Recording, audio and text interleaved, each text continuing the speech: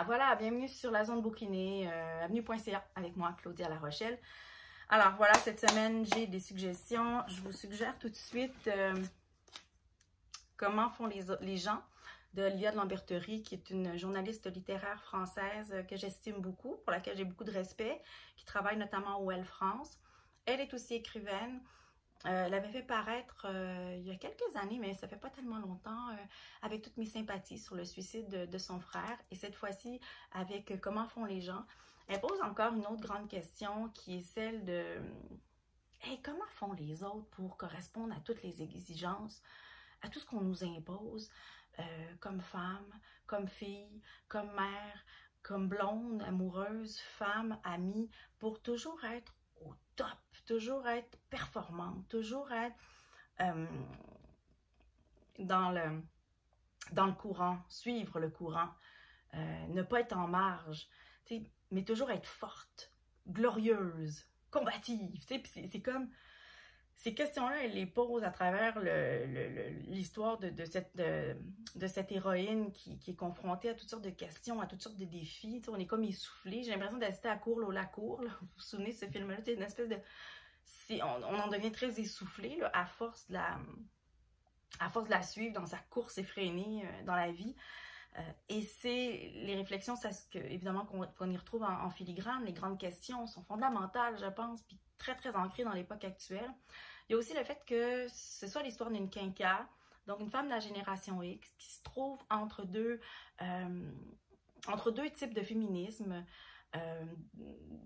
deux groupes de bataille. On n'a pas lutté pour les mêmes choses. On n'a pas lutté pour les mêmes choses quand on est coincé entre deux féminismes. Qu'est-ce que ça donne? Qu'est-ce que ça fait? Oui, on a contribué à défoncer des plafonds de verre, mais il y en a d'autres à défoncer.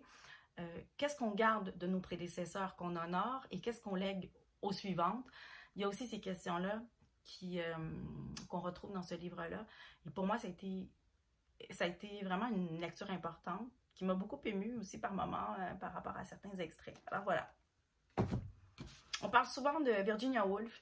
Moi-même, j'en parle souvent. Il y a eu des BD sur elle, il y a eu des livres inspirés de sa vie, sur ses relations avec ses amantes, avec sa sœur, avec son mari, Une chambre à soi. Il y a eu toutes sortes d'adaptations de Virginia Woolf qui en a inspiré plus d'un. Mais rarement, on parle des essais de Virginia Woolf. Moi, je suis tombée là-dessus l'autre fois en librairie, puis je n'avais pas lu vraiment les essais, mais c'est une grande essayiste, Virginia Woolf, une grande critique aussi. Et dans ce livre-là, elle critique ses contemporains. Elle pose un regard très juste, très aiguisé aussi sur les courants sociaux, sur les courants culturels, sur les traditions littéraires. On voit vraiment comment elle peaufine sa réflexion, comment elle peaufine son style. On voit aussi ce qu'elle pense aussi de certains classiques de la littérature. Évidemment, toute sa conception des rapports hommes-femmes sont présents, sa conception aussi de la place qu'elle occupe comme écrivaine, de ce qu'elle veut faire avec ce don-là, ce qu'elle veut faire avec sa pratique. C'est vraiment très, très fort.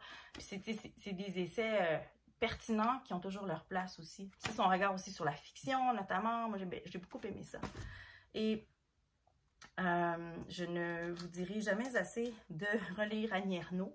On a ici Le jeune homme, Annie Ernaux, qui est notre nouvelle récipiendaire du Nobel de littérature. Bravo Annie Ernaux, vous pouvez commencer avec le plus récent qui est celui-ci, mais pour ma part, moi j'ai commencé avec Passion simple, c'est comme ça que je suis entrée dans son œuvre. Je sais que l'événement a été important pour plusieurs. Les années aussi, ça a été un livre très important pour plusieurs personnes. Donc, lisez Annie Ernaux, vous verrez, votre vie ne sera peut-être plus la même après. En tout cas, moi, ma vie a été très différente depuis ma découverte d'Annie Ernaux, de son œuvre. Puis si jamais vous tripez vraiment beaucoup, vous pourrez aller vous chercher aux éditions Quarto, Écrire la vie. C'est comme plein de livres d'Annie Ernaux là-dedans. 1000 ans de contes maintenant. Parce que je sais qu'il y a beaucoup de parents, de grands-parents qui cherchent des fois des livres à lire pour leurs petits-enfants ou leurs enfants. Dans 1000 ans de contes, c'est 34 contes du monde entier, puis des légendes, tout ça, qui mettent en vedette des histoires avec des filles super courageuses, des filles déterminées, des filles combatives, des filles finalement qui qui doivent combattre et guerroyer et qui font face à différents défis.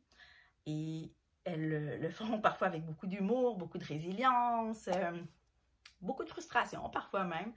Ce que j'aime en fait de ce livre-là, c'est que contrairement à il y a tellement de livres sur les héroïnes modernes, nos nouvelles, les femmes, tu sais, il y a beaucoup de livres qui mettent en vedette ces dernières années des femmes. C'est très bien, des héroïnes à découvrir, tout ça. Mais ce que j'ai aimé, c'est que la façon dont le livre est construit, la forme. Alors, il y a, avant chaque conte, on a l'âge conseillé pour lire ou écouter le conte, la durée moyenne de lecture aussi, donc il y en a de 5 minutes, il y en a de 17 minutes, il y a les personnages principaux qui sont là, puis les lieux où se déroule l'histoire. Donc, c'est le fun de savoir ça, mais il y a aussi le pays qui est à l'origine de ce conte-là. Donc, c'est des contes de vraiment partout dans le monde entier, selon des traditions. Donc, on en découvre aussi sur la culture des différents pays. C'est super bien fait, c'est beau. Bon, ben les illustrations aussi sont assez charmantes. Il y a un petit côté un peu vintage dans certaines histoires. Voilà. Hey, c'est tout. Ah!